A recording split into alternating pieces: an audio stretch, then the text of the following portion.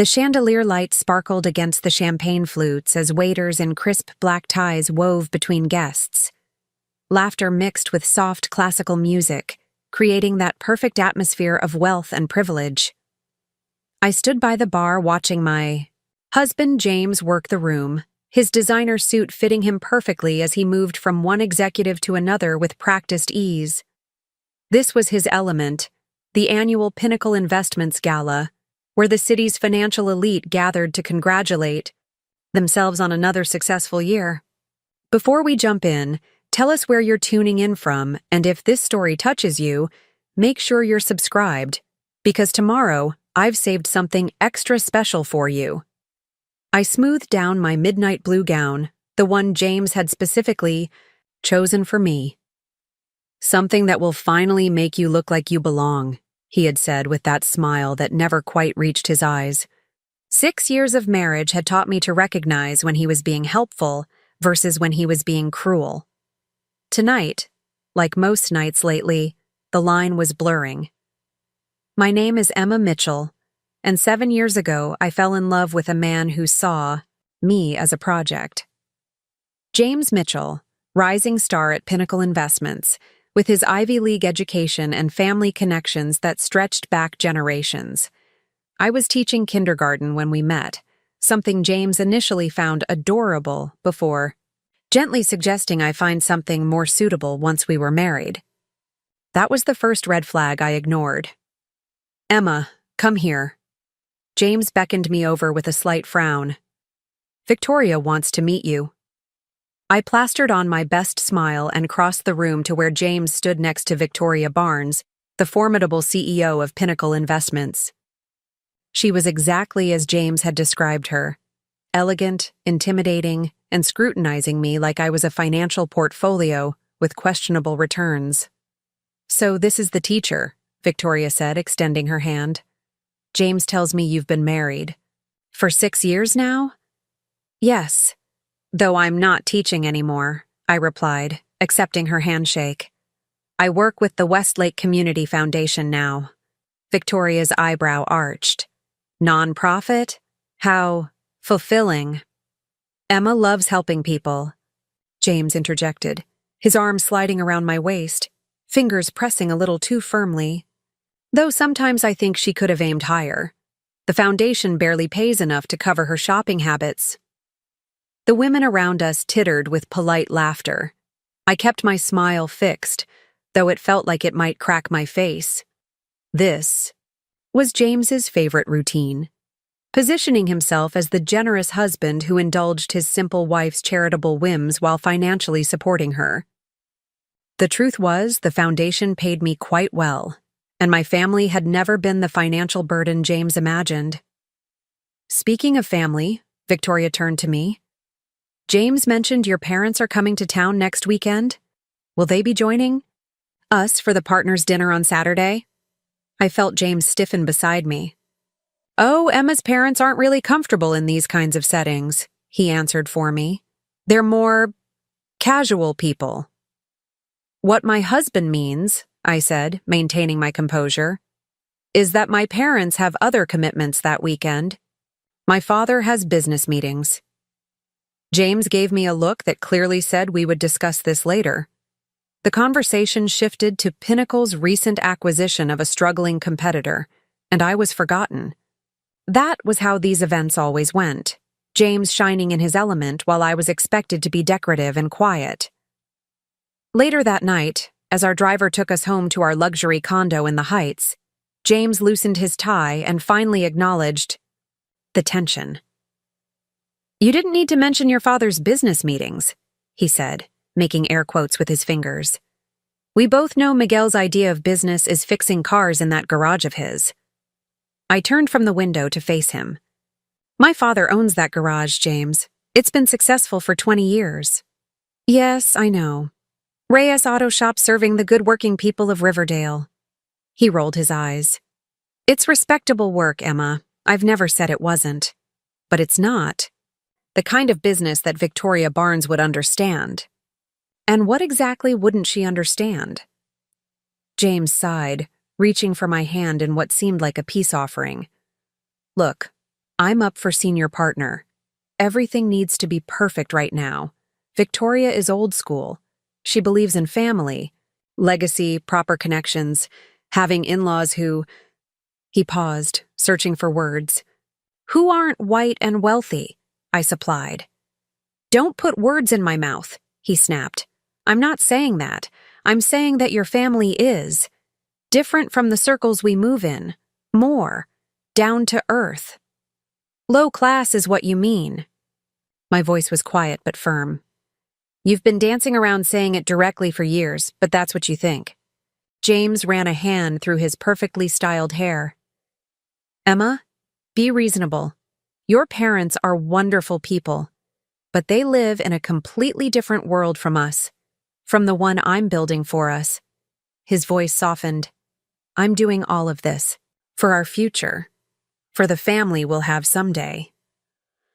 I turned back to the window, watching the glittering skyline of Westlake slide by. We'd had this conversation too many times. James believed he was elevating me, rescuing me from my humble beginnings. He couldn't see that my family had given me everything that mattered. Love, support, values, things his prestigious upbringing had somehow failed to provide. The partners' dinner is important, James continued when I didn't respond. It's at the Grand Ballroom at the Westlake Hotel. Everyone who matters will be there. Victoria practically promised me the promotion if everything goes well. Congratulations, I said, meaning it despite my hurt. James had worked hard, regardless of his family connections. You deserve the recognition. He looked pleased, taking my response as a sign I was back on his side. Thank you, sweetheart. And don't worry about your parents. We'll have them over. For dinner soon, just the four of us. Something casual where everyone can be comfortable. I nodded, not trusting myself to speak. James thought he was being magnanimous, but he didn't realize how condescending he sounded. My parents had never been invited to our condo in the 3 years we'd lived there. Every family gathering happened at their home in Riverdale, with James, checking his watch every 30 minutes and making excuses to leave early. The next morning, I called my mother while James was at the gym. ¿Cómo estás, mija? My mother's voice instantly warmed me, even through the phone. I'm okay, Mama, just missing you. I curled up on our pristine white sofa, the one James had insisted on despite its impracticality. How's Dad? Busy as always. The shop is doing very well, and your brother has been bringing in new customers with his social media marketing. Daniel's ideas are really working. Pride rang in her voice. I smiled. My younger brother had graduated with a marketing degree last year and had been modernizing our father's business. That's great. Listen, are you and Dad really coming next weekend? James mentioned you might be. There was a pause. Your father has been trying to call James about it, but he never picks up. We wanted to take you both to dinner to celebrate some news. What news? It's better to share in person. Nothing bad, she quickly added. Something good for the family. Will James be free for dinner on Friday? Just us at that Italian place. You like downtown? I hesitated. I'll ask him, but you know how he is with last-minute plans. 6 days is hardly last minute, Emma, my mother said with a hint of the steel that had helped her raise 2 children while working full-time and supporting my father as he built his business. You're right. I'll make sure we're there, I promised. A small act of defiance against James's careful scheduling of when my family was and wasn't convenient. When James returned from the gym, glowing with endorphins and self-satisfaction, I mentioned the dinner. Friday? Impossible. I have drinks with the board members. He didn't even look up from his protein shake. This is important to my parents. James, they're celebrating something. What thing? Now he looked interested, his mind immediately going to possibilities. Did your father finally decide to sell the shop and retire? The hopefulness in his voice stung. I don't know. They want to tell us in person. James sighed dramatically. Can't we do Saturday lunch instead? The partners' dinner isn't until 7. They specifically asked for Friday dinner. I already told them yes. I met his eyes with a firmness that surprised us both. James studied me for a moment, then shrugged. Fine, I'll reschedule the drinks, but I need to be home by 9 to prepare for Saturday. This promotion is everything. Emma. I know. I did know. James had been working toward senior partner since before I met him. It was his singular focus, the thing that drove him and defined him. Sometimes I wondered if he'd married me precisely because I fit some criteria on his life plan spreadsheet. Attractive enough, educated enough, malleable enough. The week passed in a blur of preparation. James was more demanding than usual, critiquing my choices and micromanaging our lives with precision. By Friday, I was exhausted from walking on eggshells around him. We arrived at Salvatore's, the upscale Italian restaurant downtown, precisely at 7. My parents were already seated, my father in a crisp button-down shirt, and my mother wearing the pearl earrings I'd given her for Christmas. They both stood to greet us, and the contrast between my father's warm bear hug and James's stiff handshake was painful to witness. Preparing and narrating this story took us a lot of time, so if you are enjoying it, subscribe to our channel. It means a lot to us. Now back to the story. You look tired, Mija, my father said, holding me at arm's length. Is he working you too hard at that foundation? I laughed. The foundation is wonderful, Dad. Just busy with our new youth program.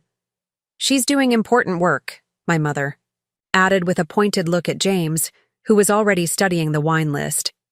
Very admirable, he murmured without looking up. My father cleared his throat. James, I've been trying to reach you. Sorry about that, Miguel. Work has been absolutely crazy with this promotion coming up. James finally set down the menu and offered my father his boardroom smile. Emma mentioned you have some news to share? My parents exchanged glances, a silent communication born of 30 years of marriage. We do, my mother began. But first, let's order. I'm starving, and the seafood pasta here is to die for. James checked his watch discreetly, but I caught it. I shot him a warning look, and he had the grace to appear slightly abashed. Once our orders were placed and wine was poured, my father leaned forward. We wanted to share some family news with you both. You know I've been working hard all my life, building the business, making investments when I could. James nodded, politely, though I could read his thoughts. What investments could a mechanic possibly make that would be worth a special dinner? My father left Mexico with nothing, Dad continued. He taught me that land and buildings. These are the things that last. So every extra dollar I put into property, small ones at first, then bigger as time went on. My mother squeezed his hand, beaming with pride. I'd always known my parents were comfortable, but they lived modestly by choice. The scope of my father's investments was news even to me. Over the last 5 years, I've been working with a group of other business owners, mostly immigrants like me. We pooled resources to invest in commercial real estate downtown. James was beginning to look interested despite himself. Commercial real estate in downtown Westlake had exploded in value over the last decade. Our group just finalized the purchase of our biggest property yet, my father announced, his eyes twinkling. The Oakwood Tower. I gasped. James froze, his wine glass halfway to his lips. Oakwood Tower? He repeated, his voice oddly strained. The building on Madison and Fifth? My father nodded, unable to contain his smile. 28 floors of prime office space, fully leased to top companies including Pinnacle Investments, James finished, his face unreadable. A charged silence fell over the table.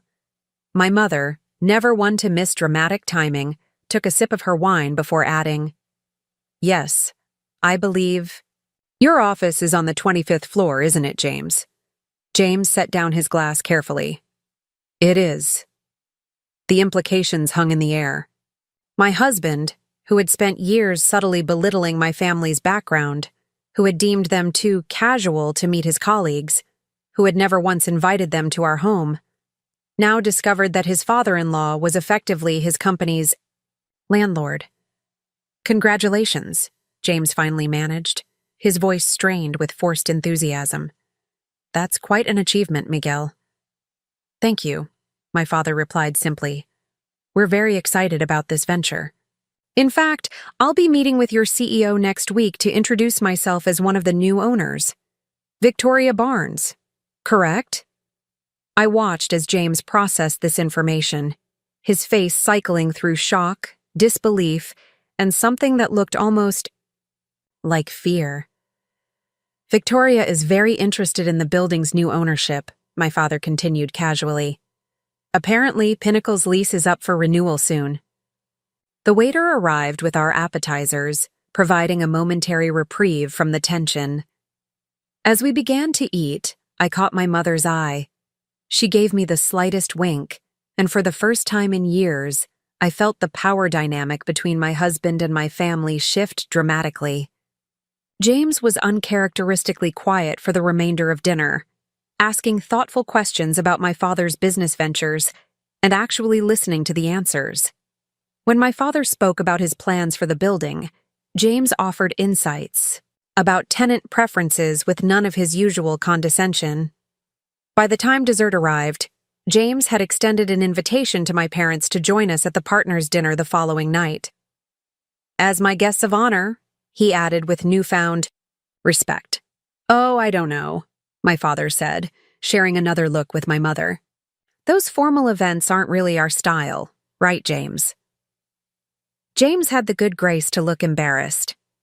"I've been wrong about a lot of things, Miguel. I'd be honored if you and Isabella would join us."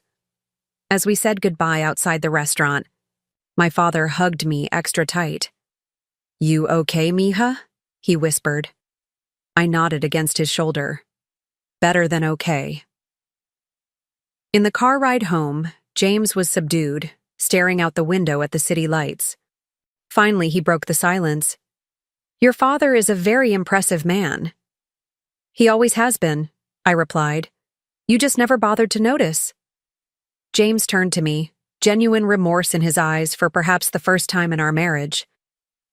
"I've been an ass, haven't I?" I didn't immediately contradict him, which was answer enough.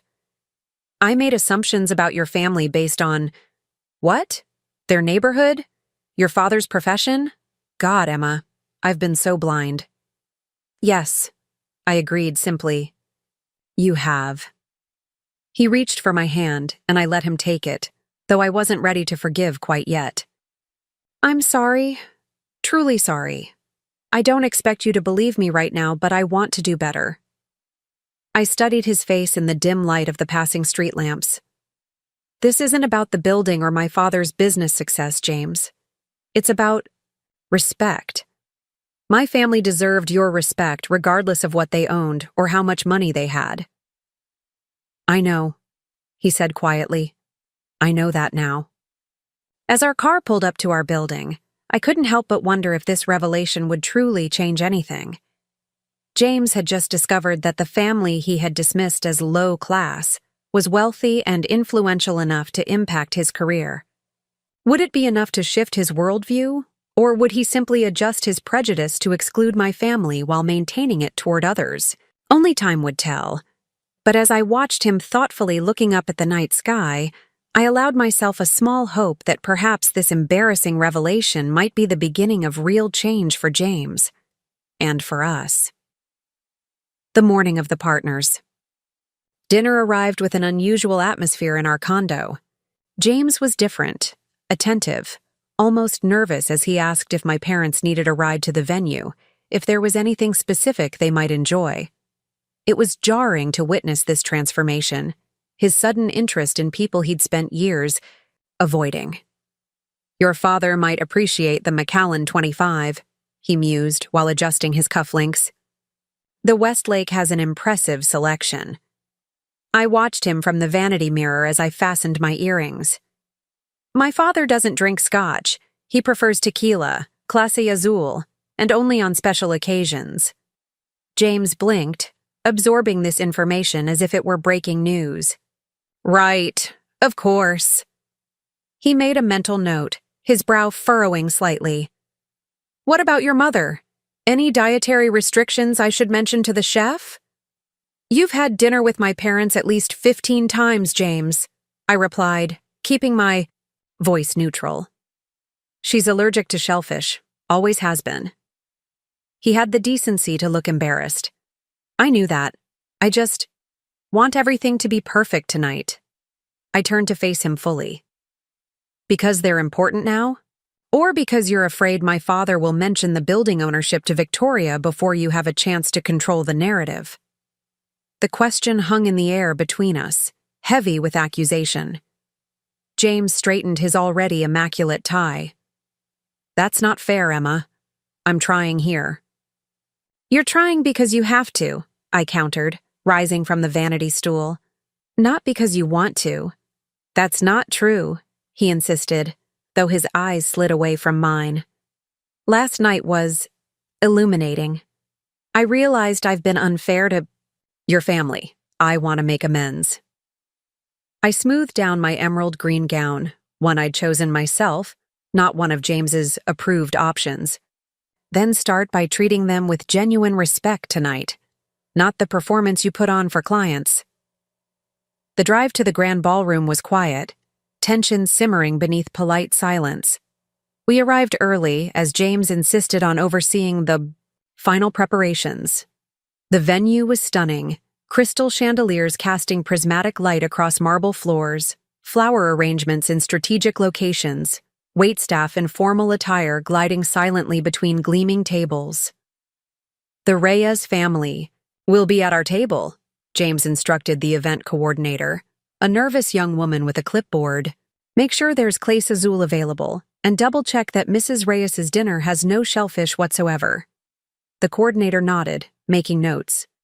And where would you like them seated, Mr. Mitchell? We typically place family members.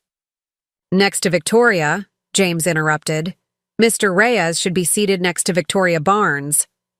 I stared at him in surprise. This wasn't just accommodation, it was strategic positioning.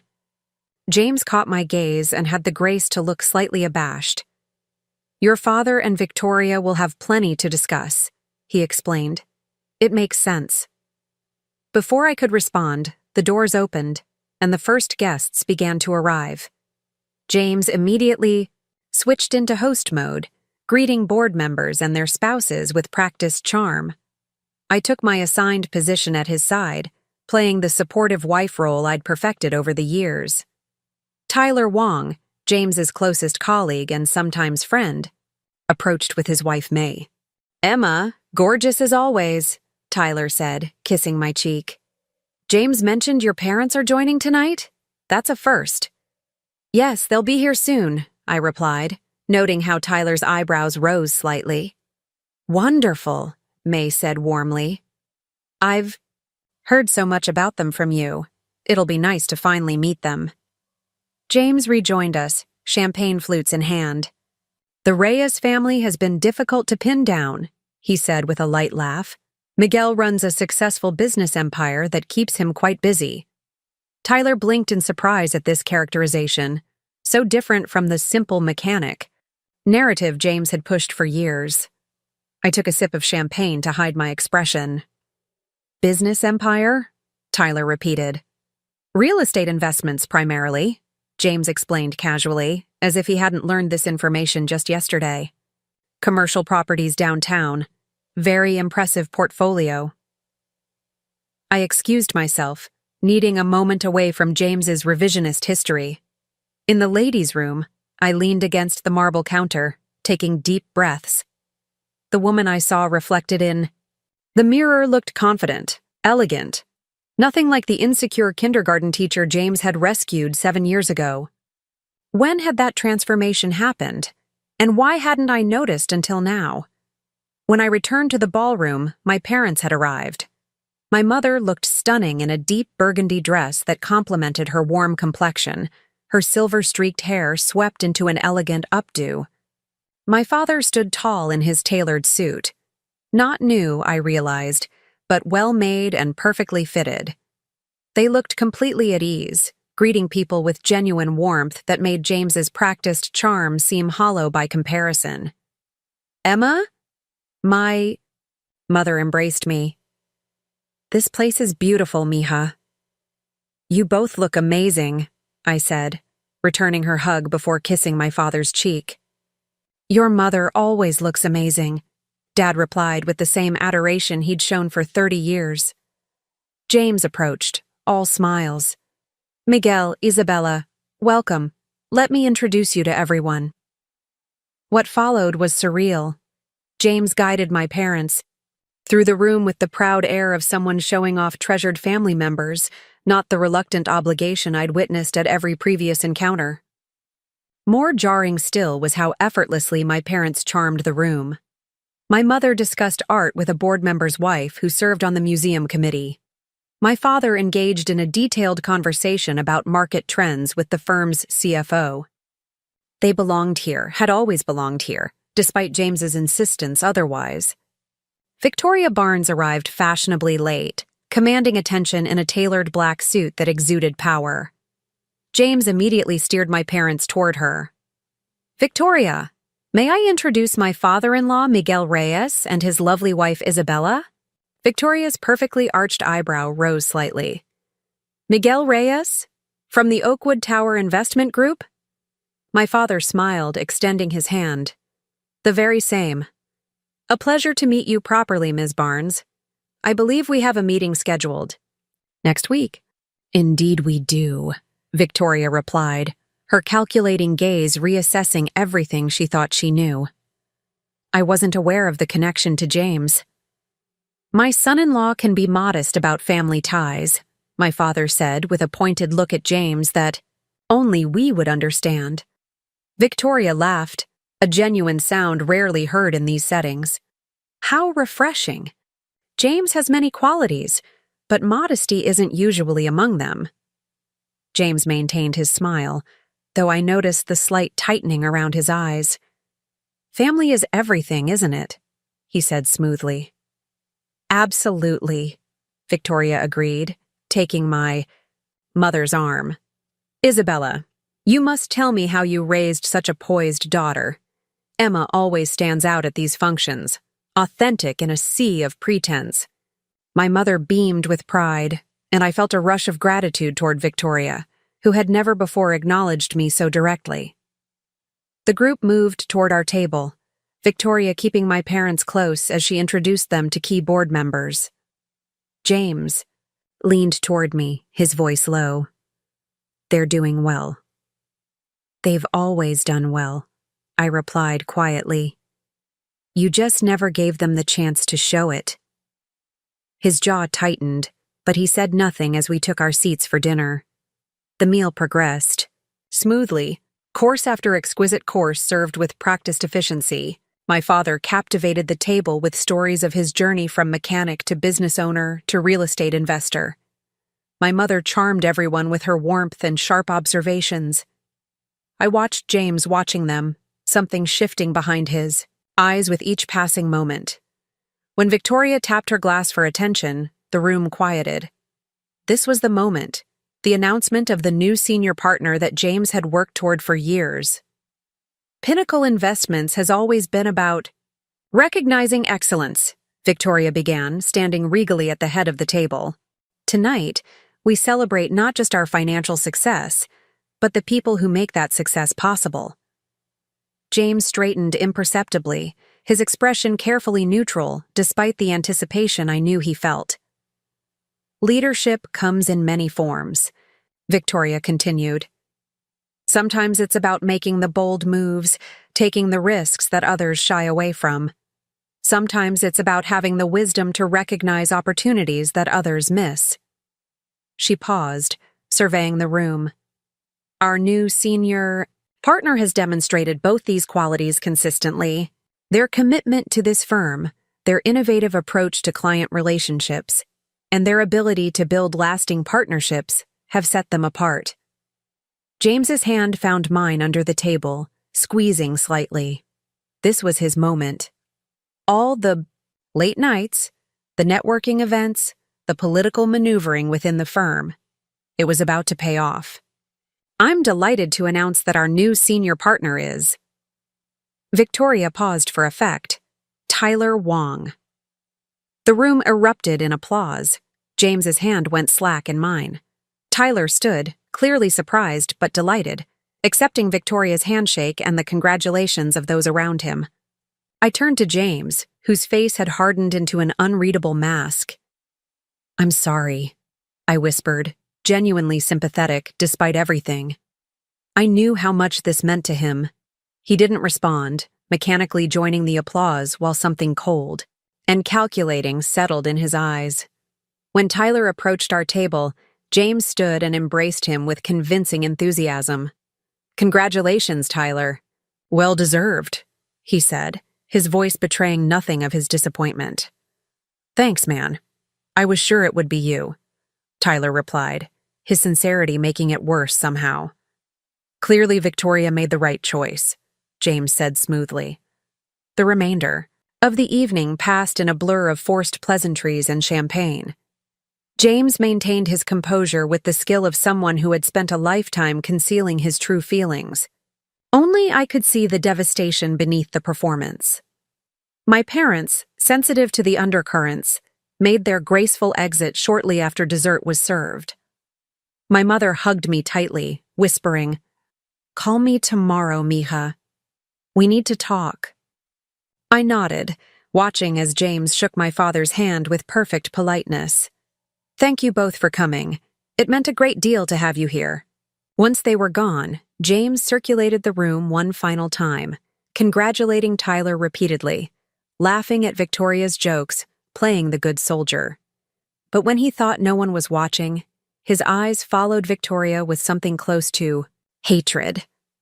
We left just before midnight, the silence in the car thick with unspoken tensions.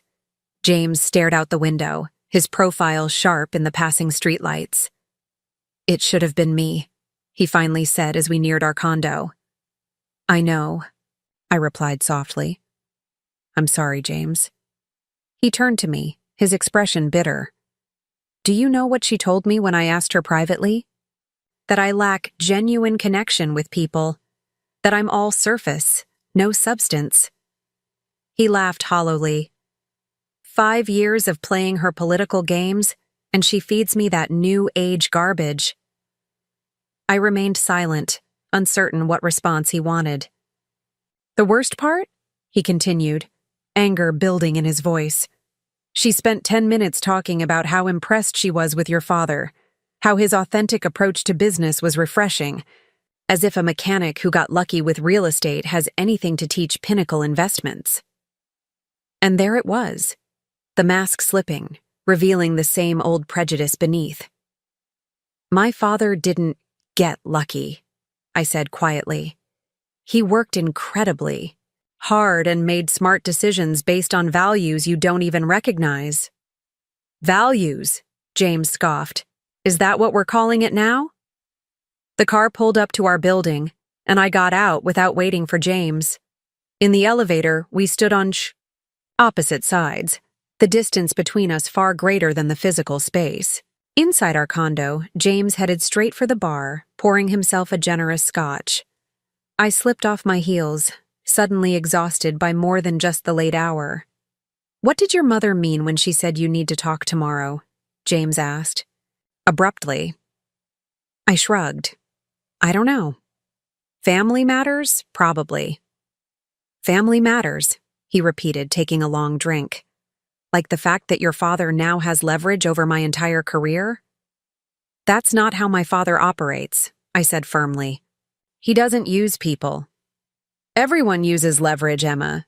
Some people are just more honest about it than others." I studied him, this man I had married, this person I had centered my life around for 7 years. Had he always been this cynical, this calculating? Or had I simply refused to see it? "I'm going to bed," I announced, unwilling to engage further. "Fine, I'll be working. Someone has to salvage this disaster." I paused at the bedroom doorway. "It's one setback." "James, not the end of the world." "Easy for you to say," he muttered. "Your family's suddenly on top while mine is." He didn't finish the thought, but he didn't need to. I closed the bedroom door behind me, leaning against it as tears threatened. Not for James's career disappointment, but for the realization that nothing had really changed. One dinner, one revelation about my family's wealth, and already we were back to the same dynamic. James viewing my family as somehow less than. Even when evidence proved otherwise, I changed out of my gown mechanically, hanging it carefully before slipping into my night clothes. As I washed my face, removing the careful makeup I'd applied hours earlier, my phone buzzed with a text from my mother. "You okay, Mija?" James seemed upset after the announcement. I typed back, "He's disappointed. We'll talk tomorrow." Her reply came quickly. "Remember who you are, Emma. A Reyes before a Mitchell. Strong, smart, worthy." A lump formed in my throat. How many times had my mother reminded me of my worth over the years? How many times had I needed that reminder because James had made me doubt it? I slept fitfully, waking to an empty bed and the sounds of James moving around the condo. Glancing at the clock, 6:30 a.m., I rose and pulled on my robe. In the living room, James sat surrounded by papers, his laptop open, still wearing his dress shirt and slacks from the night before. His eyes were bloodshot, his hair disheveled from repeatedly running his hands through it. "Did you sleep at all?" I asked, pausing at the threshold. "Couldn't," he replied without looking up. "Too much to figure out." I moved to the kitchen, starting the coffee maker. "What are you working on?" "Contingency plans. Options." He finally glanced up. His expression hardened into something I didn't recognize. "Damage control." "James, it's one promotion. There will be others." Laughed an ugly sound. "You don't get it, do you? This wasn't just a promotion. This was the promotion. The one that sets the trajectory for everything else." He gestured to the papers strewn about. 5 years of work, worthless now. I have to completely recalculate. I brought him a mug of coffee, setting it on the side table. Maybe this is an opportunity to reassess, to think about what really matters. "What matters?" he repeated, his tone scathing. "Let me tell you what matters, Emma. Success matters. Position matters. Respect matters. And family? Does that matter?" His eyes met mine, something cold and calculating in them. Family is a tool, like everything else. I see that clearly now. A chill ran through me. "What does that mean?" "It means," he said, setting aside his papers, "that I've been approaching this all wrong. Your father's position as part owner of our building is leverage. Victoria clearly respects him. That's an angle I haven't been utilizing properly." I stared at him in disbelief. "My father is not an angle to be utilized, James. He's a person. My person." "Don't be naive," James snapped. "Everyone uses everyone. That's how the world works. That's how success happens." "Not in my world," I said quietly. "Not in my family's world." "Your family," he scoffed. "Suddenly they're business geniuses because they got lucky with some real estate?" And there it was again. The contempt barely hidden beneath the surface, revealed in a moment of stress. "My father built his success from nothing," I said, my voice steady despite the anger rising within me. "He worked 16-hour days fixing cars when I was growing up. He saved every penny, made smart investments, built relationships based on respect. Don't you dare diminish what he's accomplished." James waved a dismissive hand. "You've never respected my family," I said, the realization washing over me like cold water. "Not really. Last night wasn't about making amends. It was about using them for your benefit." James sighed dramatically, as if I were a child failing to understand a simple concept. "Emma, business is business. Your father has something I need. Now, influence with Victoria. What's wrong with leveraging that?" "Everything is wrong with it," I replied, my voice growing stronger. My father isn't a stepping stone for your ambition. Why not? James stood now, agitation making him pace. He'd benefit too. I could help him maximize his investment in the building, a mutually beneficial arrangement. Stop talking about him like he's some naive investor who needs your financial expertise. He's been in business longer than you've been alive. James laughed, the sound sharp and condescending. Running an auto shop isn't exactly high finance, Emma. I stood perfectly still, suddenly seeing with absolute clarity the man I had married. All these years, I'd made excuses for his behavior, justifying his thinly veiled disdain for my background, as stress or ambition or the product of his privileged upbringing. But the truth was simpler and uglier. James believed himself superior to my family. Always had, always would. I'm going to my parents' house, I said quietly. That caught his attention. What? Why? My mother asked me to come by this morning. They wanted to talk about something. His expression shifted, calculation replacing irritation. Good idea. Feel them out about the lease situation. Your father mentioned it expires soon. I stared at him, incredulous. I'm not going to spy. For you, James. It's not spying, he protested. It's gathering information that could benefit us both. If Pinnacle's lease terms change, it affects our future too. Our future, I repeated. Is that all you think about? The next rung on the ladder? Someone has to, he shot back. You're content with your little foundation job and weekend family visits, but I have bigger plans for us. The dismissal of my career, my passion, stung, but it wasn't new. James had always treated my work with the Westlake Community Foundation as a charming hobby, not a meaningful contribution. I'll be back later, I said, turning toward the bedroom to change. Don't wait up. Don't say anything to your father about Pinnacle that could complicate things, James called after me. This situation requires delicacy. I closed the bedroom door without responding, leaning against it as I took several deep breaths. 7 years of marriage, and somehow I'd never fully seen the depth of James's disrespect until now. Or perhaps I'd seen it but chosen to ignore it, to accommodate it, to work around it. Not anymore. I dressed quickly in jeans and a soft sweater, the casual clothes feeling like armor after weeks of James-approved outfits for various corporate functions. Before leaving, I checked my phone to find another text from my mother. Coming by today? Dad made chilaquiles.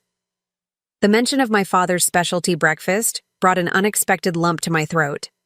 Some of my earliest memories were of standing on a step stool in our kitchen, watching him prepare this dish on lazy Sunday mornings, explaining each step as if it were sacred knowledge passed through generations. I replied, on my way. Need to talk. Outside, the morning was crisp, winter sunshine bright but offering little warmth. I opted to walk the few blocks to the nearest coffee shop and order a rideshare from there, needing time to clear my head before seeing my parents. The coffee shop was busy with weekend customers, conversations and espresso machine noises creating a comforting background hum. I ordered a latte and found a small table by the window to wait for my ride. Emma? Emma Mitchell? I looked up to see May Wong, Tyler's wife, approaching with a coffee cup in hand. May, hi. I stood to greet her with a quick hug. Congratulations again to Tyler. The promotion is well deserved. May smiled, though it didn't quite reach her eyes. Thank you. It was. Unexpected. Tyler was sure James would get it. James, we'll be fine, I said automatically.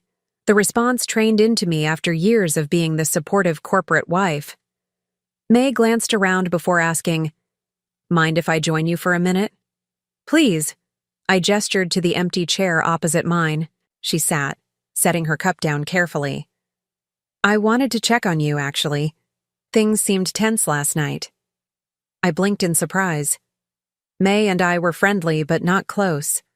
our relationship defined by our husband's connection rather than any personal bond. "I'm fine," I said, the automatic response again. Then, reconsidering, "Actually, no. Things are complicated right now." May nodded, understanding in her eyes. I can imagine. Tyler was shocked by Victoria's decision. He said James was the obvious choice, had been promised the position essentially. "That's what James believed," I confirmed, sipping my latte. "Tyler thinks." May hesitated, lowering her voice. "He thinks Victoria changed her mind after meeting your father." My cup froze halfway to my lips. "What?" May leaned forward. Apparently, she was impressed by him. Really impressed. She told the board he represents the kind of authentic leadership Pinnacle should cultivate more of.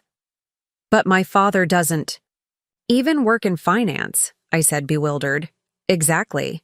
He built something real, from the ground up. Victoria's been talking about changing Pinnacle's culture, bringing in different perspectives." Me shrugged. "Tyler thinks she saw your father as the model for what she wants, and James as, well, the opposite," I finished. The irony was almost too perfect. James's carefully constructed image of success, the very thing he'd used to make my family feel inadequate, was precisely what had cost him the promotion. "I probably shouldn't be telling you this," May admitted. "But I've always thought you deserved better than how Pinnacle treats the partner's spouses. Like, we're decorative objects instead of people with our own values and accomplishments." I studied her with new appreciation. May had always been quiet at company functions, and I'd mistaken that for shyness or discomfort. Now I recognized it as careful observation. "Thank you for telling me," I said sincerely. She smiled, more genuinely, this time. "Women should look out for each other in these environments. They're designed to isolate us." My rideshare app pinged with a notification of the driver's approach. I gathered my things, but paused before standing. "May? Congratulations again. Tyler is lucky to have you in his corner." "And James is lucky to have you," she replied, "whether he realizes it or not." That was the question, wasn't it? Did James realize what he had in me? Or was I simply another acquisition, another marker of his carefully constructed success story? The drive to Riverdale took about 20 minutes, the cityscape gradually giving way to more modest neighborhoods with actual front yards and children playing on sidewalks. My parents' house looked exactly as it always had, a well-maintained two-story with my mother's flower beds dormant for winter and my father's immaculate driveway free of snow and ice. As I approached the front door, it swung open before I could knock. My mother stood there, as if she'd been watching for me. "Mija," she said simply, opening her arms. I stepped into her embrace, the familiar scent of her perfume, the same one she'd worn my entire life, bringing unexpected tears to my eyes. "What's wrong?" she asked immediately, sensing my distress. "Nothing," I lied, pulling back to smile at her. "Just tired. Long night." She studied my face, clearly not believing me but choosing not to press. "Come in. Your father's in the kitchen finishing breakfast." The house smelled of coffee and chilaquiles, warm and inviting.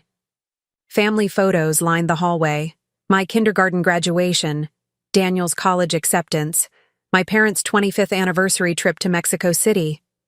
The visual timeline of a family that celebrated each other's accomplishments without qualification.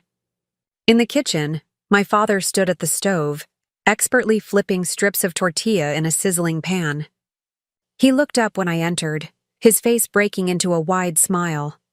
"Emma, just in time." He turned off the burner and wiped his hands on a dish towel before enveloping me in a bear hug.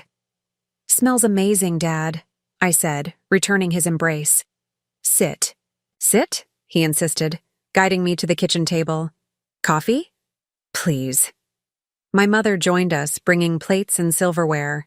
The familiar ritual of a family breakfast unfolded, my father serving generous portions, my mother ensuring everyone had everything they needed, conversation flowing easily between topics. For a while, we simply enjoyed the food and each other's company. I found myself relaxing for the first time in days, the tension that permanently resided between my shoulder blades when I was with James gradually easing. "So," my father finally said, pushing his empty plate away with satisfaction. "What did James think of last night's announcement?" I hesitated, unsure how much to share. He was disappointed, obviously. He really thought the position was his. My parents exchanged glances, that silent communication again. "Victoria Barnes is a smart woman," my father observed. "She sees more than most people realize." "What do you mean?" He smiled slightly. "I've done my research on Pinnacle since learning they were a tenant. Victoria has been quietly transforming the firm.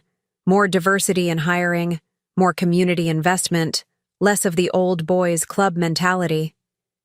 "James represents the old guard," my mother added bluntly. "All polish, no substance." I winced. It wasn't untrue, but hearing it stated so plainly hurt nonetheless. "Your husband has many fine qualities," my father said, more diplomatically. "But authenticity isn't one of them." "Dad," I protested weakly. "It's not a criticism, Emma. It's an observation. The man I met last night was performing, playing a role he thought would impress me because of what I own, not who I am." I couldn't argue with that assessment. It was exactly what James had been doing. "You said you needed to talk," I deflected, not ready to discuss James further. "About something important?" My parents exchanged another look before my mother nodded. "Yes, we have a proposition for you." "A professional one," my father clarified. "You know the investment group I mentioned? The one that purchased Oakwood Tower?" I nodded. "We're establishing a foundation arm, a way to channel some of our profits into community development. Real estate investment often displaces people, drives up costs in neighborhoods. We want to counterbalance that." My interest was piqued. Community development was exactly what I focused on at the Westlake Foundation. "The board unanimously voted to offer you the executive director position," my mother continued. "Given your experience, your connections, and your passion for this work." I sat back, stunned. "You want me to run your foundation?" "You're the most qualified person we know," my father said simply. "And yes, you're my daughter, but this isn't nepotism. Everyone on the board reviewed your work independently before voting." "The salary would be double what you're making now," my mother added, "with full autonomy over programming and grants." My mind raced. It was a dream opportunity, the kind of position I'd always hoped to reach eventually, but had assumed was years away. I don't know what to say." "Say you'll consider it," my father suggested. "Take some time to think it through. Talk to James." The mention of my husband brought reality crashing back.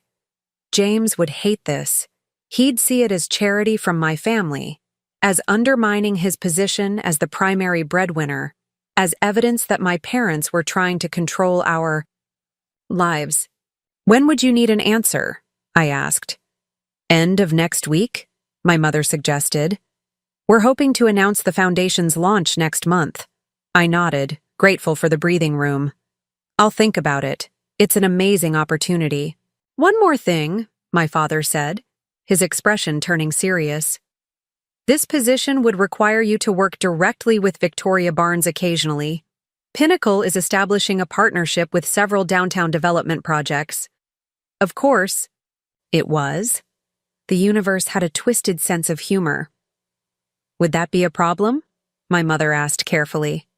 "Given James's situation?" "I don't know," I admitted. "I'll need to discuss it with him." Though I already knew how that conversation would go. James would either forbid me from taking the position outright or insist I use it as an opportunity to advance his interests at Pinnacle. Neither option sat well with me. After breakfast, my brother Daniel arrived, his energy filling the house immediately. At 26, he was the spitting image of our father in his youth. Same warm eyes, same confident stride. Unlike me, Daniel had never left Riverdale, choosing instead to modernize the family business while remaining deeply connected to the community. "Sis," he exclaimed, hugging me tightly. "Heard you brought the fancy husband to the fancy dinner. How'd that go?" "Daniel?" our mother warned. He grinned, unrepentant. "What?" "We can't pretend we don't all know James looks down on us." "He's making an effort," I defended automatically, then stopped myself. Why was I still making excuses for James? Daniel raised an eyebrow. "Right, because he found out Dad's his landlord." "That's enough," our father said firmly. "James is Emma's husband, and we respect her choices." Daniel held up his hands in surrender. "Sorry, sis. You know I just want you to be happy." "I know," I said, squeezing his hand. "And I am." Was I, though? The question lingered as we moved to the living room, settling into the comfortable familiarity of family conversation. Daniel shared stories about the auto shop's expansion. My parents discussed their upcoming trip to visit relatives in Mexico, and I found myself laughing more than I had in months. Around noon, my phone buzzed with a text from James. "Updates?" No greeting, no questions about my family or how I was doing. Just a demand for information that might benefit him. I slipped the phone back into my pocket without responding. "Everything okay?" my mother asked, observant as always. "Fine," I assured her. "Just James checking in." She studied me for a moment. "You know you can always talk to us, Emma, about anything." "I know, Mom. Really, everything's fine." The lie tasted bitter, but I wasn't ready to admit, to them or to myself, how broken my marriage had become. Or perhaps how broken it had always been, beneath the polished surface we presented to the world. As the afternoon progressed, I found myself reluctant to leave. This house, these people, they represented safety and acceptance in a way my own home no longer did. When had that happened? When had my condo with James become a place I dreaded returning to? "I should get going," I finally said around 3, though the words felt heavy. "Think about our offer," my father reminded me as he walked me to the door. "No pressure, but know that it's a real opportunity, not family charity." I nodded, kissing his cheek. "I will, Dad. Thank you for believing in me." "Always have, always will," he replied simply. Outside, I decided to walk for a while before calling a ride.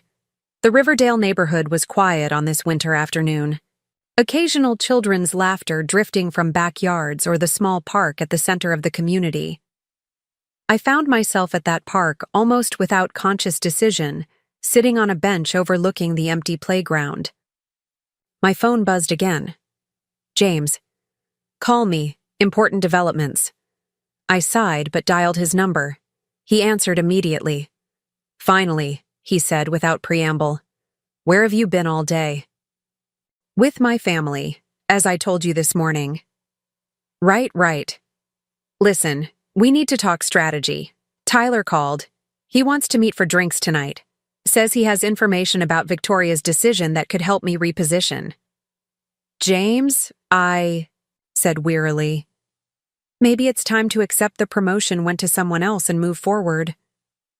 "Move forward?" He sounded incredulous. "This is a setback, not a death sentence. I just need to approach it differently." "What does that mean?" "It means I've been thinking about your father's position, the leverage it gives us. Tyler says Victoria is obsessed with community development, local investment, all that PR-friendly nonsense." My stomach tightened. "It's not nonsense, James. It's important work." Sure, he dismissed. "The point is, your father's Investment Group could be positioned as exactly the James, I interrupted, my patience finally evaporating. I don't want to use my father as leverage for your career. You're not thinking clearly, he replied, his tone shifting to the one he used when explaining supposedly complex concepts to me. This isn't about using anyone. It's about mutually beneficial relationships. Business 101. My relationship with my father isn't business, I insisted. It's family. Fine, James sighed dramatically. When will you be home? We need to discuss this properly. I glanced at my watch. I'm not sure. I might have dinner with Daniel. Emma, this is important. Tyler specifically mentioned that Victoria has another meeting with your father scheduled for Monday morning. I need to prepare. Prepare for what? It's their meeting, not yours. Don't be obtuse, James snapped. This affects my career trajectory, our future. I closed my eyes, suddenly exhausted by the circular conversation. I'll be home when... I'm home, James. We can talk then. I ended the call before he could protest further, silencing my phone as it immediately began to ring again. The peaceful park now seemed to mock me with its simplicity. Children playing without agenda, parents watching without calculation, life unfolding without strategic positioning. Despite what I'd told James, I had no plans with Daniel. Instead, I found myself walking toward downtown Riverdale, drawn to the small business district that had been revitalized in recent years. The auto shop, Reyes Automotive, occupied a prominent corner lot, its brick facade freshly painted, its large windows showcasing a modern reception area that contrasted with the vintage sign above the door. The bell chimed as I entered, and Manuel, my father's longest-serving mechanic, looked up from the computer at the front desk. "Miss Emma," he exclaimed with genuine pleasure. "What brings you by on a Saturday?" "Just in the neighborhood," I replied with a smile. "Is Daniel around?" "In the back office working on some new marketing thing. Go on through." I made my way past the surprisingly busy shop floor, nodding to familiar faces as I went. My brother's office, formerly a small storage room that he'd transformed into a modern workspace, had its door ajar, music playing softly inside. "Knock, knock," I called, pushing the door open wider. Daniel looked up from his computer, surprise quickly replaced by a grin. "Twice in one day?" "I'm honored. Don't tell me you escaped the Mitchell mansion for that long without permission." I rolled my eyes, dropping into the chair opposite his desk. "Don't start." His expression softened as he studied my face. "That bad, huh?" "What do you mean?" "Come on, Em. I know that look. It's the same one you had when you were 10 and Sophia Martinez said your science project was stupid, but you pretended it didn't hurt." I laughed despite myself. "I forgot how annoyingly perceptive you are." "It's a gift," he agreed, leaning back in his chair. "So what's going on, for real this time?" Maybe it was the familiar surroundings, or Daniel's genuine concern, or simply the accumulated weight of too many realizations in too short a time. But suddenly the walls I'd carefully constructed around my marriage crumbled. "I don't think James respects me," I said quietly. "Or any of us. I don't think he ever has." Daniel's expression remained neutral, but his eyes flashed with something like vindication. "Go on." "Last night at the dinner, he didn't get the promotion he was counting on. When we got home, he immediately started talking about using Dad's position as building owner to leverage his way back into Victoria's good graces." I shook my head, the words bitter on my tongue. He sees Dad as a tool, not a person. "And this surprises you because—" Daniel let the question hang. I sighed. "It doesn't, I guess. Not really. But seeing it so clearly, without any pretense." I trailed off, unable to articulate the specific pain of having long-held suspicions. "Confirmed. You deserve better, sis," Daniel said simply. "You always have." "It's not that simple. We're married. We have a life together. Do you, though? He leaned forward, resting his elbows on the desk. From what I see, you have separate lives that occasionally intersect when it's convenient for him. The blunt assessment stung, partly because of its accuracy. You don't see everything, Daniel. True, he acknowledged. But I see how you change when you're around him, how you get smaller, more careful. He gestured to me now. And I see how you are here, with us. Present. Real. I swallowed against the tightness in my throat. Mom and Dad told me about the foundation position. Daniel's face brightened. It's perfect for you. Are you going to take it? I don't know. James won't like it. So? So he's my husband, I said, frustration creeping into my voice. His opinion matters. Does yours? Daniel challenged. When was the last time your opinion actually influenced a decision James made about his career, your life together? Anything important? I opened my mouth to respond, then closed it again. When had James last deferred to my preferences? When had he last compromised on anything significant? I couldn't remember a single instance. That's not fair, I protested weakly. Marriage is complicated. It shouldn't be that complicated, Daniel countered. Dad and Mom have been married 30 years, and I've never seen either of them diminish the other the way James diminishes you. The comparison hit home. My parents' marriage was a true partnership, each supporting the other's dreams, celebrating successes, navigating challenges together. When had James ever truly celebrated my accomplishments? When had he ever put my needs above his own? I need to think, I said finally. Everything's happening so fast. Daniel reached across the desk to squeeze my hand. Take all the time you need, but remember that you always have options, Emma. Always. I left the auto shop feeling both lighter and heavier. Lighter for having voiced my doubts, heavier with the responsibility of deciding what to do about them. The winter day was fading into early darkness as I finally ordered a rideshare back to the condo, my mind churning with possibilities and fears. James was waiting when I arrived, pacing the living room with a drink in hand. He looked up sharply. When I entered, relief quickly replaced by irritation. Where have you been? I've been calling for hours. I silenced my phone, I replied, hanging my coat in the closet. I needed time to think. Think about what? Emma, we have a situation here that requires immediate attention. I turned to face him fully. No, James, you have a situation. I have a family and a job offer to consider. He blinked, momentarily, thrown off his script. Job offer? What job offer? My father's investment group is launching a community development foundation. They've asked me to be the executive director. For a moment, James was speechless, processing this new information. Then his face took on the calculating expression I was coming to dread. That's, interesting timing, he said slowly. Very interesting. What's that supposed to mean? Nothing, he replied with forced casualness. Just noting the convenient timing.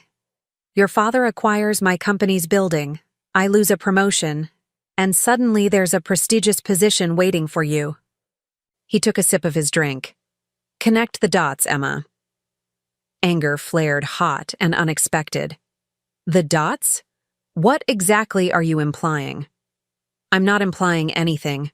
I'm observing a pattern of events that seems engineered to shift power dynamics. His voice was cool, analytical. It's actually quite impressive, strategically speaking. You think my father orchestrated buying your building and offering me a job just to, what?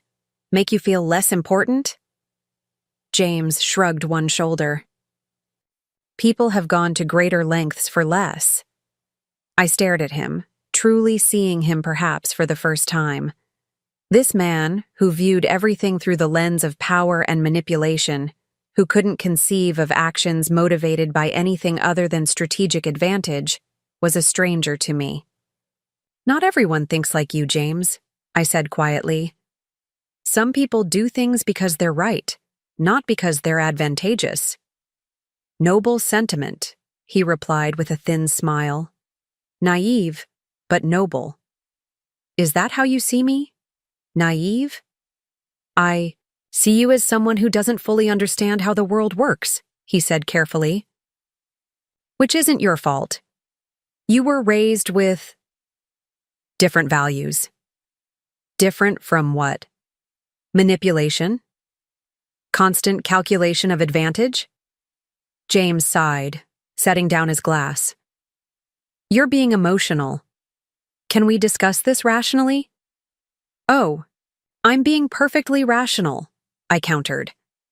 I'm rationally observing that my husband thinks my family has orchestrated an elaborate plot against him, rather than accepting that maybe, just maybe, his own actions contributed to losing a promotion. His jaw tightened. Victoria made the wrong choice. Everyone knows it. Do they? Or is that just what you need to believe? Tyler himself said, I don't care what Tyler said, I interrupted. I care that you're so wrapped up in your professional disappointment that you can't even consider the foundation position might be a wonderful opportunity for me. James paused, visibly recalibrating. Of course it's a good opportunity for you, he said, his tone softening. I never said it wasn't. You immediately assumed it was about you, about undermining you. I was surprised, that's all. He moved toward me, reaching for my hand. Let's start over. Tell me about this position. I allowed him to lead me to the sofa, though I maintained a deliberate distance between us. It's exactly the kind of work I'm passionate about. Community, development, affordable housing initiatives, educational support programs. The salary is double what I'm making now, with full autonomy over programming. James nodded encouragingly. Sounds impressive. And I assume you'd be working closely with your father's investment group? Yes, and with community partners including… I hesitated. Including, James prompted, Pinnacle Investments. There's apparently a partnership forming with several downtown development projects. Understanding dawned in his eyes. So, you'd be working directly with Victoria? Potentially, yes. James sat back, something like genuine admiration crossing his face. Now I see it. Brilliant, actually. See what? The play. Your father puts you in position to influence Victoria directly, bypassing the normal corporate hierarchy. He shook his head, smiling slightly. I wouldn't have thought Miguel had that kind of strategic thinking in him. It's not a play, I said through gritted teeth. It's a job offer based on my qualifications and experience. Of course it is, James agreed too readily. But it also happens to create a direct line of influence that benefits your family's interests and, by extension, mine. I can't have this conversation, I said, standing abruptly.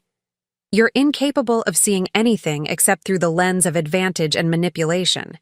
I'm seeing opportunity, James corrected, rising as well. For both of us. You get a prestigious position with more money and authority. I get a connection to Victoria outside the normal channels. Your father gets a trusted family member managing his foundation. Everyone wins. Put that way, it sounded so reasonable, so logical. But something fundamental was missing from his analysis. Something about dignity, autonomy, respect. Would you support me taking this position even if it didn't potentially benefit your career? I asked directly. James hesitated just a fraction too long before saying, Of course. You had to think about it, I observed. That's my answer right there. Emma, be reasonable. Of course I support your career. I always have. No, you've tolerated my career as long as it didn't interfere with yours. There's a difference. He ran a hand through his hair, frustration evident. What do you want from me? I'm saying take the job. It's a great opportunity. I want you to see me, I said simply. not as an extension of yourself or a tool for your advancement, as a person with my own ambitions and value. This is absurd. Of course I see you. Do you? Because from where I'm standing, you view me the same way you view my family, as something to be managed, positioned, utilized. James's expression hardened. That's unfair, and you know it. Is it? Yesterday you referred to my father as just a mechanic. Today, now that you see how he might be useful to you, he's a strategic genius. Your respect isn't respect at all. It's calculation. You're twisting my words. I'm finally hearing them clearly, I countered. And I don't like what they're telling me about our marriage. A tense silence stretched between us, filled with years of accumulated resentments and misunderstandings. James broke it first, his voice deliberately calm. You're upset. We both are. It's been a challenging weekend with the promotion decision, and now this job offer. Let's table this discussion until we've both had time to think more clearly. It was his standard approach to conflict.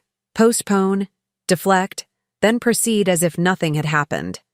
Usually I acquiesced, grateful for the reprieve from confrontation, but not this time. No, I said firmly. I don't want to table it. I want to resolve it. Fine, he replied, his patience visibly wearing thin. What exactly do you want to resolve? I want to understand if you've ever truly respected me or my family, or if we've always been props in the narrative you've constructed about your life. James stared at me, genuine confusion in his eyes. Where is this coming from? We've been married for 7 years. If you felt this way, why wait until now to bring it up? It was a fair question, and one I'd been asking myself all day. Because I didn't see it clearly until now. Or maybe I didn't want to see it. See what exactly? The pattern, the constant subtle digs about my family's background. The way you position yourself as having rescued me from a life of teaching kindergarten.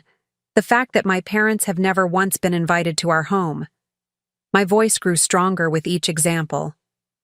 The way everything, is evaluated based on how it affects your career, your status, your plans. James had the grace to look slightly uncomfortable. I've never claimed to be perfect, Emma, but I've given you a good life. You've given me the life you wanted, I corrected, not necessarily the one I would have chosen. And what would you have chosen? He challenged. To stay in Riverdale? To keep teaching 5-year-olds for barely enough money to pay rent? Maybe. Or maybe something entirely different. But it would have been my choice, not one made for me. James shook his head, exasperation evident. I can't believe we're having this conversation now, of all times, when I need your support most. And there it was, the fundamental truth of our relationship. My role was to support him, to advance his interests, to fit into the spaces left after his needs were met. Never the reverse. I'm taking the foundation position, I said suddenly, the decision crystallizing in that moment. James studied my face, gauging my resolve.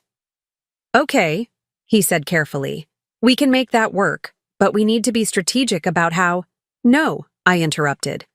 I'm taking it for me. Not as part of some coordinated effort to benefit your career. Just for me. Because it's what I want. Emma, and I'm going to stay with my parents for a few days. I continued, the words coming more easily now. I need space to think about what I want from this marriage going forward. Alarm flashed across his features. You're leaving? Now? Over one disagreement? It's not one disagreement, James. It's 7 years of the same fundamental disconnect about what our partnership should be. You're overreacting, he insisted. If this is about the promotion, I'll recover professionally. If it's about the job offer, I already said take it. It's about the fact that you immediately assumed my father's job offer was part of some scheme against you, I replied. It's about the fact that you can't conceive of my family's actions being motivated by anything other than strategic advantage. I never said, you didn't have to say it.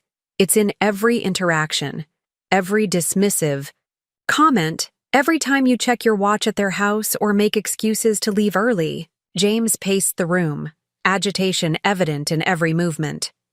So what? You're just going to throw away our marriage because I'm not sufficiently enthusiastic about your parents? I'm not throwing away anything, I said calmly. I'm taking time to evaluate what we actually have.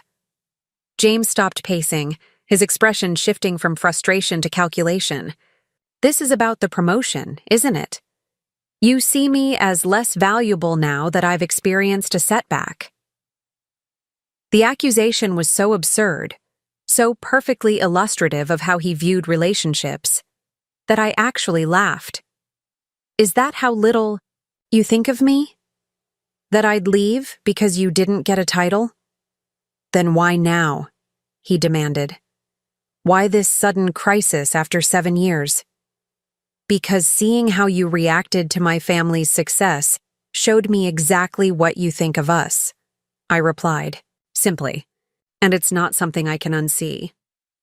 I moved toward our bedroom, intent on packing a bag before my resolve wavered. James followed, watching from the doorway as I pulled a suitcase from the closet. This is ridiculous, he said. You're acting impulsively. No, I'm finally acting for myself. I placed the suitcase on the bed and began filling it with essentials. I've spent 7 years accommodating your ambitions, your preferences, your vision of what our life should be. I need to figure out what I want. And you can't do that here, with your husband? I paused, turning to face him. Would you actually listen? Or would you strategize how to shape my wants into something that fits your plan? His silence was answer enough. That's what I thought, I said quietly, returning to my packing. You know what? James's voice took on a harder edge. Fine, go stay with your parents. Take the job. See how it feels to make decisions without considering me at all. That's just it, James. I always consider you. Always. I'm just not sure you do the same for me. He scoffed. Everything I do is for us. For our future. No, I corrected gently. Everything you do is for your future. I'm just expected to fit into it. I zipped the suitcase closed with finality. James stepped aside as I wheeled it past him, his expression a complex mix of anger, confusion, and something that might have been fear. In the living room, I gathered my purse and phone, pausing to look back at the perfectly appointed space that had never felt like a true home. James leaned against the wall, arms crossed defensively. How long will this break last? He asked, his voice carefully controlled. I don't know, I answered honestly. I need time to think clearly, away from. I gestured vaguely at our surroundings, at the life we'd built that suddenly felt like a beautifully constructed facade. And what am I supposed to tell people? My colleagues? Victoria? Of course that would be his first concern. Appearances? Professional implications. Tell them whatever you want, I said. The truth? A lie? Some strategic narrative that positions you advantageously. That's what you do best, isn't it? His jaw tightened. That's unfair. Maybe, I acknowledged. But it feels true right now. I picked up my suitcase and moved toward the door, half expecting him to try to stop me, to fight harder for us. Instead, he remained where he was, watching with that calculating expression I'd come to dread. If you leave now, he said quietly, things will change between us. It wasn't quite a threat, but the implication was clear. I paused with my hand on the doorknob. Things have already changed, James. I'm just finally acknowledging it. With that, I walked out, letting the door close softly behind me. In the Daiya elevator down to the lobby, I expected to feel panic or regret, but instead found myself breathing more easily than I had in months. Whatever came next would be difficult, messy, potentially painful, but it would be real, not the carefully curated performance that had become my marriage. Outside, the evening air was crisp with early winter, the city lights glowing against the darkening sky. I pulled out my phone and ordered a rideshare to my parents' house, then sent my mother a brief text. "Coming to stay for a few days. Will explain when I arrive." Her response was immediate and typical. "Your room is ready. There's food. No questions, no judgment, just acceptance and support." The contrast with James's reaction couldn't have been more stark. The ride to Riverdale passed in a blur of city streets giving way to quieter neighborhoods. When we arrived at my parents' house, the porch light was on, a beacon of welcome in the darkness. I paid the driver and wheeled my suitcase up the familiar walkway, feeling both like a failure and like someone awakening from a long sleep. My mother opened the door before I could knock. One look at my face told her everything she needed to know. She simply pulled me into her arms, holding me as the emotions I'd been suppressing finally surfaced. "It's okay, Mija," she murmured, stroking my hair like she had when I was a child. "You're home now." And I was. The next morning, I woke in my childhood bedroom, momentarily disoriented by the familiar surroundings. Sunlight filtered through the curtains I'd chosen as a teenager, casting patterns on walls still decorated with framed certificates and photos from another life. For several minutes, I simply lay there, processing the events of the past few days, and the decision I'd made. My phone, plugged in on the nightstand, showed several missed calls and texts from James. I ignored them for now, not ready to engage with his particular brand of logical manipulation. Instead, I scrolled to an email that had arrived late last night from Victoria Barnes, with the subject line, "Foundation position, congratulations." Curious, I opened it. "Emma, Miguel mentioned he's offered you the executive director position for the new Community Development Foundation." I wanted to personally express my enthusiasm for this possibility. Your work with the Westlake Foundation has been impressive, and I believe you're exactly what this initiative needs. I look forward to potentially working together on several projects in the coming year. If you decide to accept, perhaps we could meet for coffee next week to discuss areas of collaboration between Pinnacle and the Foundation. Regardless of your decision, I wish you all the best. Victoria. I read the email twice, somewhat stunned by its warmth and the professional respect it conveyed.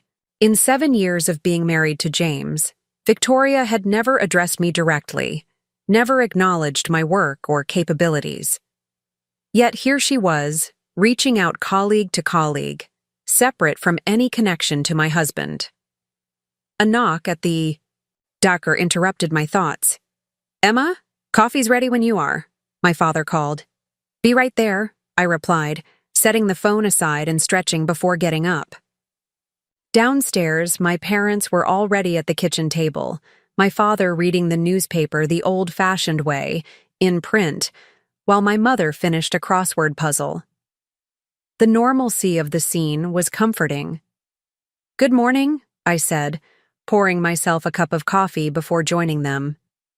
"Sleep okay?" my mother asked, studying my face with the careful attention only a parent can master. "Better than I expected," I admitted. My father set down his paper. "Want to talk about it?" I took a deep breath, then told them everything. James's reaction to the promotion loss, his immediate attempt to use my father's position for leverage, his dismissive attitude toward the foundation offer except as it might benefit him. I finished with our argument and my decision to leave, at least temporarily. When I was done, my parents exchanged one of their communicative glances. "I'm sorry, Mija," my father said finally. "Marriage troubles are never easy, no matter the circumstances." "Are you upset with me?" I asked, suddenly feeling like a child seeking parental approval. My mother reached across the table to take my hand. "Why would we be upset? You're doing what you need to do for yourself." But I failed. My marriage is falling apart. "Emma," my father said gently, A marriage takes two people committed to each other's happiness and growth. If only one person is doing that work, it's not a partnership.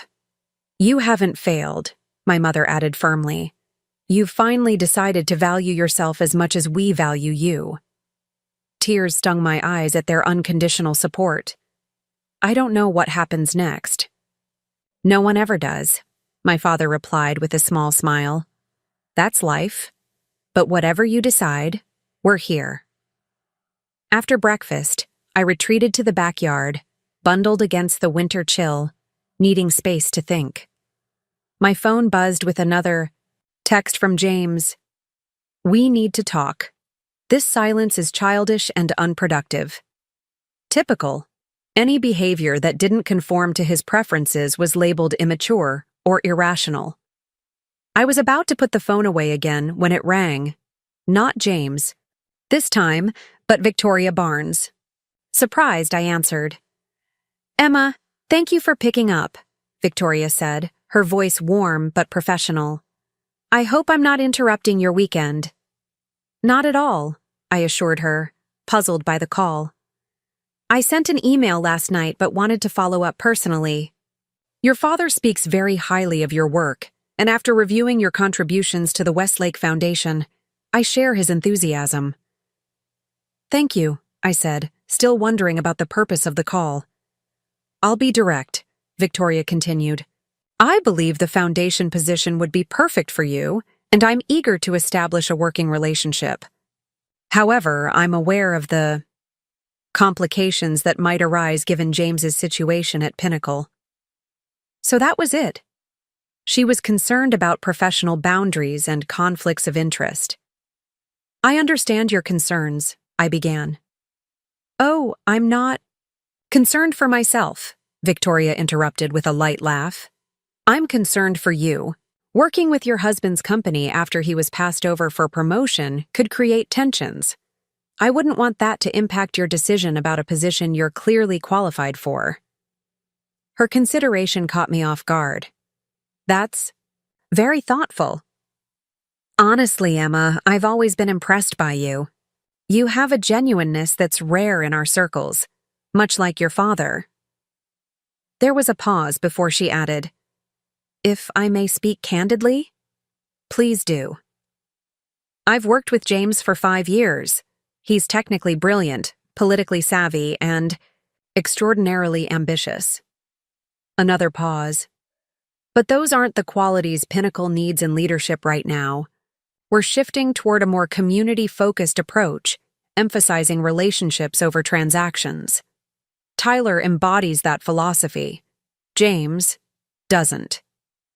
I wasn't sure how to respond to such direct criticism of my husband, however accurate it might be. I hope that doesn't offend you, Victoria continued when I remained silent. I simply want to be transparent about why the promotion decision went as it did. It wasn't personal or arbitrary. I appreciate your honesty, I said, finally.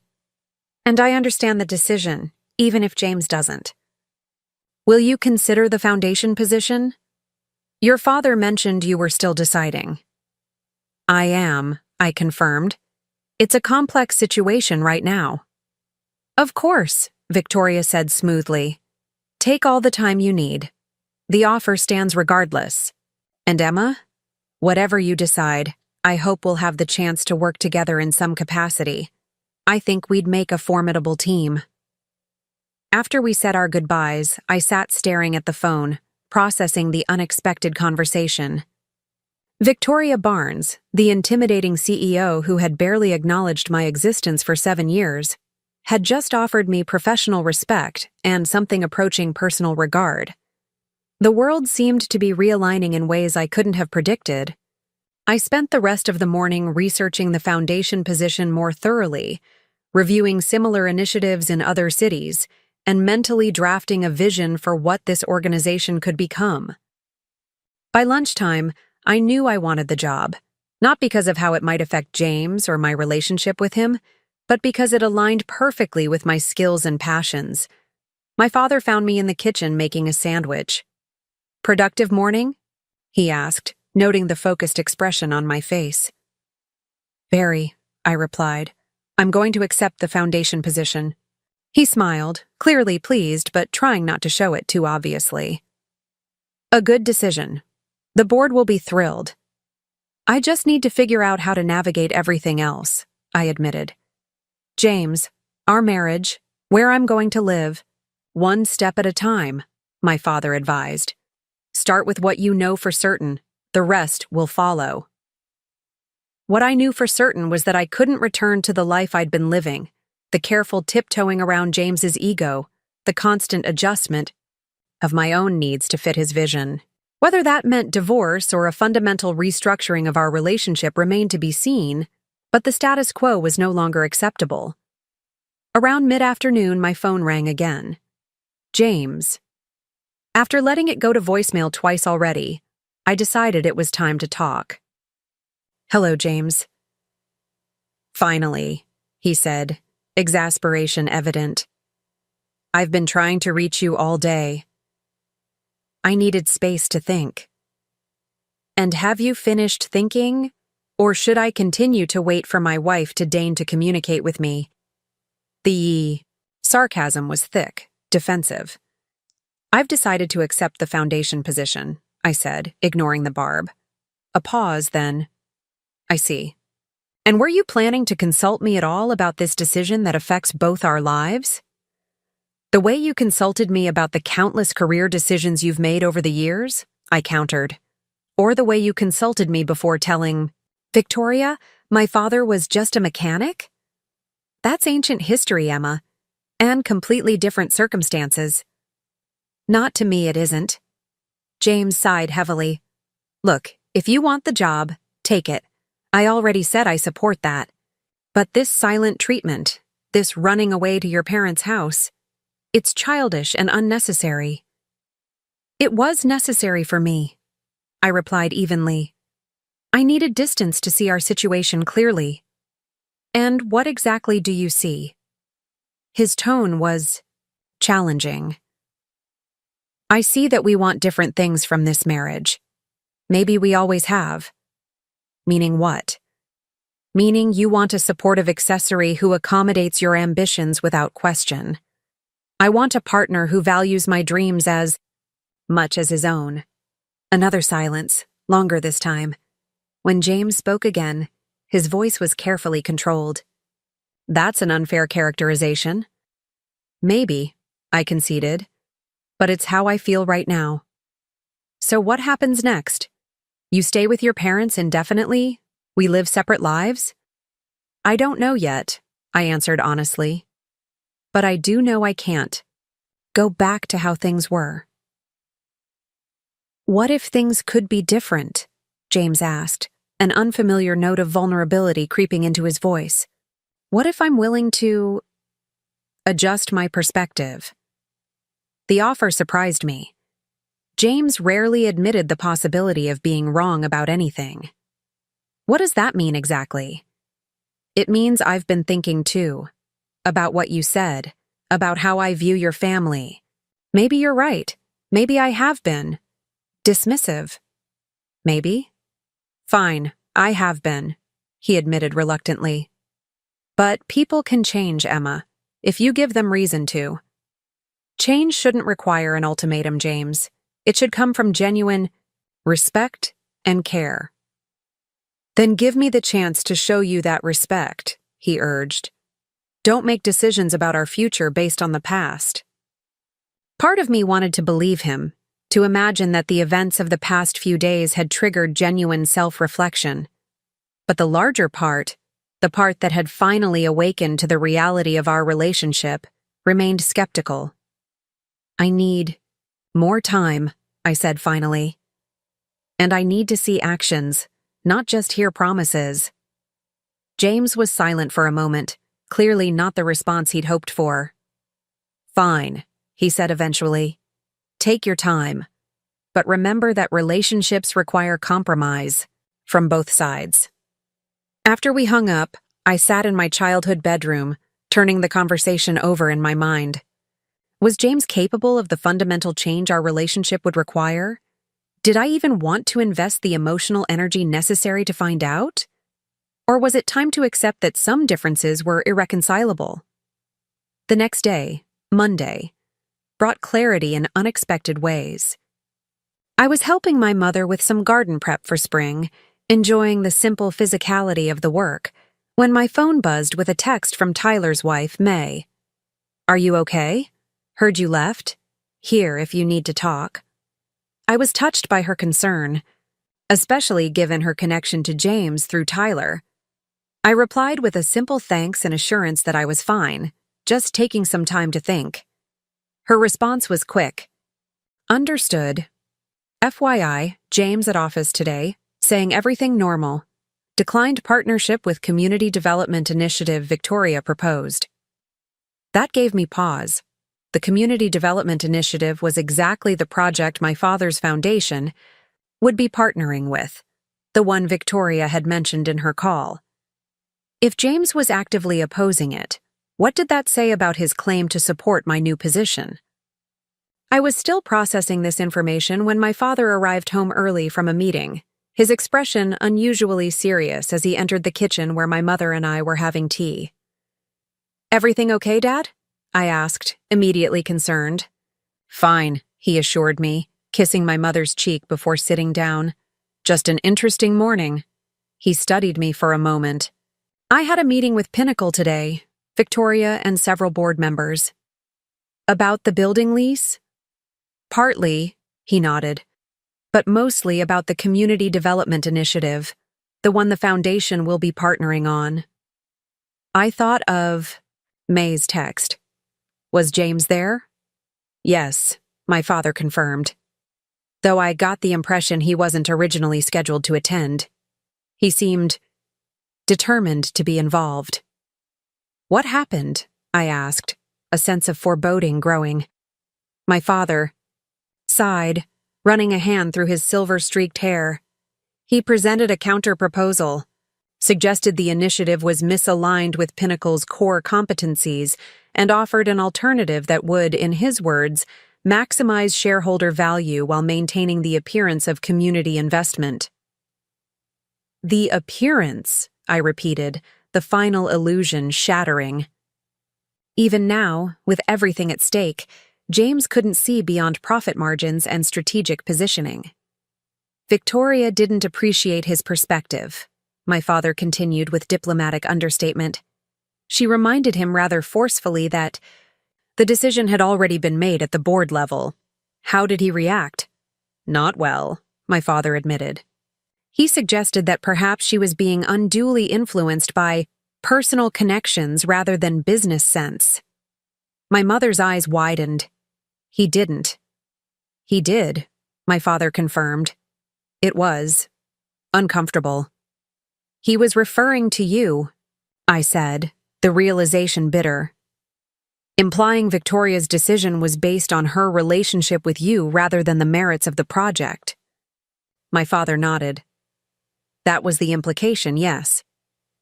What did Victoria say? A small smile touched my father's lips. She suggested James take the rest of the day to reconsider his approach to teamwork and community partnership. Then she continued the meeting without him. The James I knew would consider this a devastating public humiliation. I could imagine his fury, his wounded pride, his immediate calculation of how to recover and retaliate. I should call Victoria, I said, reaching for my phone. Apologize for James's behavior. Why? My mother asked simply. You're not responsible for his actions. The question stopped me. Why indeed? When had I started assuming responsibility? For James's behavior, his words, his professional missteps? It was an uncomfortable recognition of how thoroughly I'd internalized my role as his supporter, his buffer, his diplomat. You're right, I acknowledged. I'm not. Later that afternoon, as the early winter sunset painted the sky in deep oranges and purples, my phone rang with James's number. I considered letting it go to voicemail, but decided direct communication was better. Hello? We need to talk, James said without preamble. his voice tight with controlled anger. Now, in person. I'm not coming home tonight, James. I told you I need time. This isn't about that, he snapped. This is about your father interfering in my career. I closed my eyes, taking a deep breath before responding. My father didn't interfere in anything. He attended a meeting he was invited to. Don't play? Naive, Emma. He deliberately undermined me in front of Victoria and the board. By what? Participating in a community development initiative? By leveraging his position as building owner to push an agenda that conflicts with Pinnacle's priorities, James replied, each word precise and clipped. Those priorities weren't established by you, I pointed out. Victoria and the board made their decision. You're the one trying to undermine it. I'm trying to protect the firm's financial interests, he countered. Something your father wouldn't understand, given his limited business experience. And there it was again, the fundamental dismissal, the unshakable belief in his own superiority.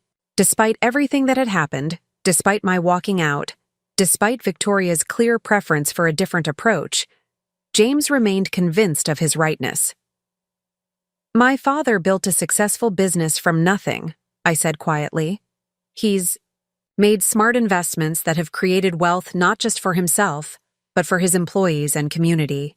Don't talk to me about his limited business experience. Emma. No, James. I'm done with this conversation. I'm done defending my family to you. I'm done pretending your way is the only valid approach to business or life or anything else. So that's it? He demanded. 7 years of marriage and you're just walking away? I don't know what I'm doing yet, I admitted. But I know I can't be with someone who fundamentally disrespects the people I love. And by extension, me. This is ridiculous, James scoffed. One business disagreement and suddenly I'm the villain? It's not one disagreement.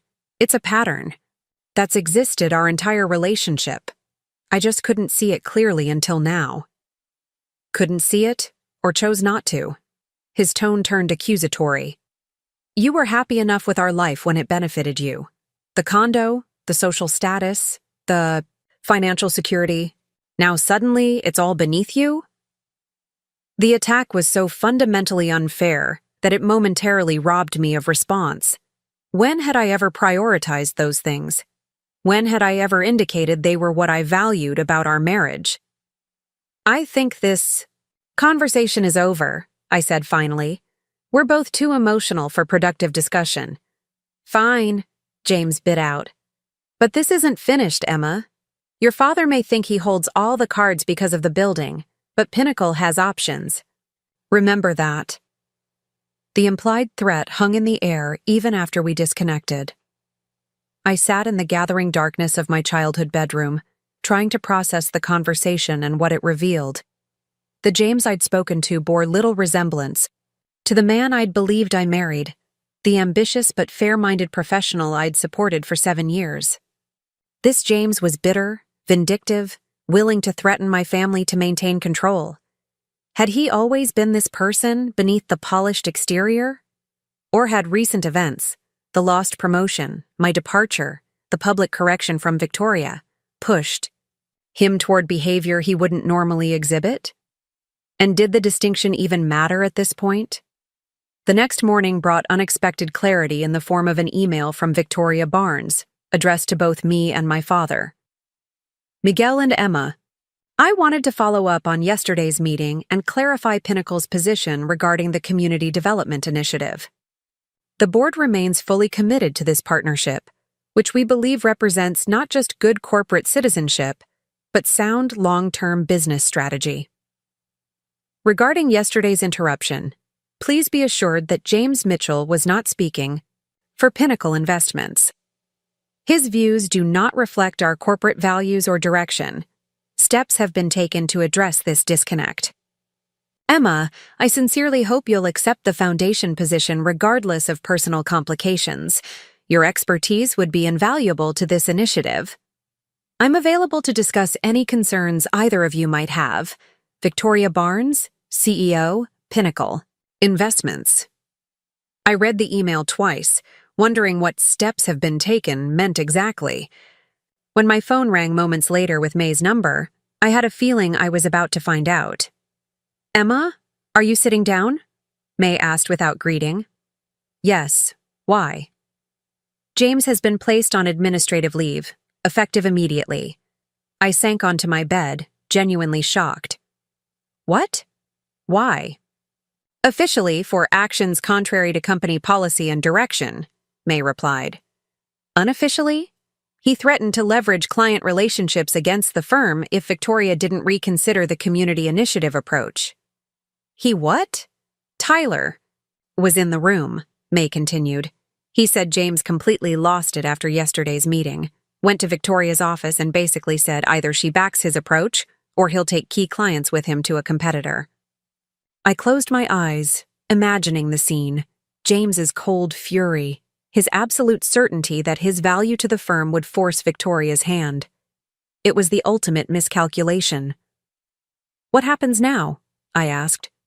"No one knows for sure," May admitted. "But Tyler thinks the leave is just a prelude to termination." "Victoria's furious, not just about the threat, but about how James spoke to your father in the meeting. Apparently, she's been watching him more closely since the partners' dinner.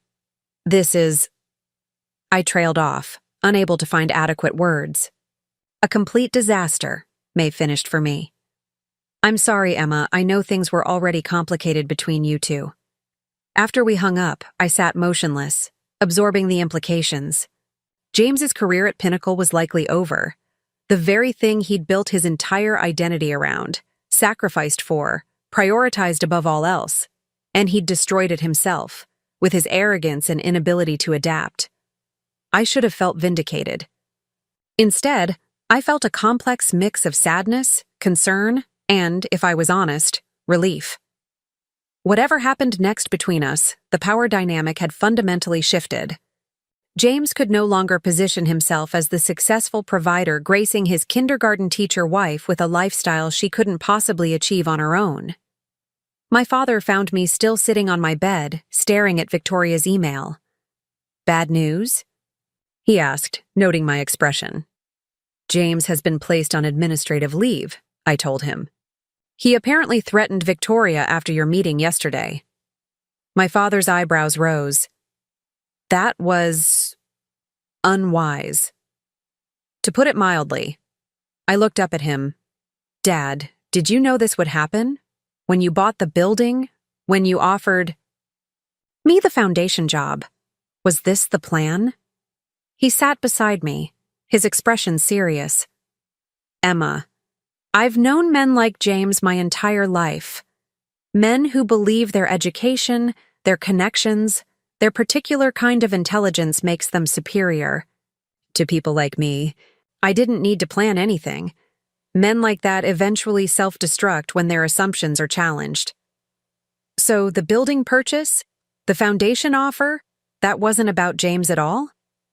The building was a sound investment, regardless of who rented space there," my father explained.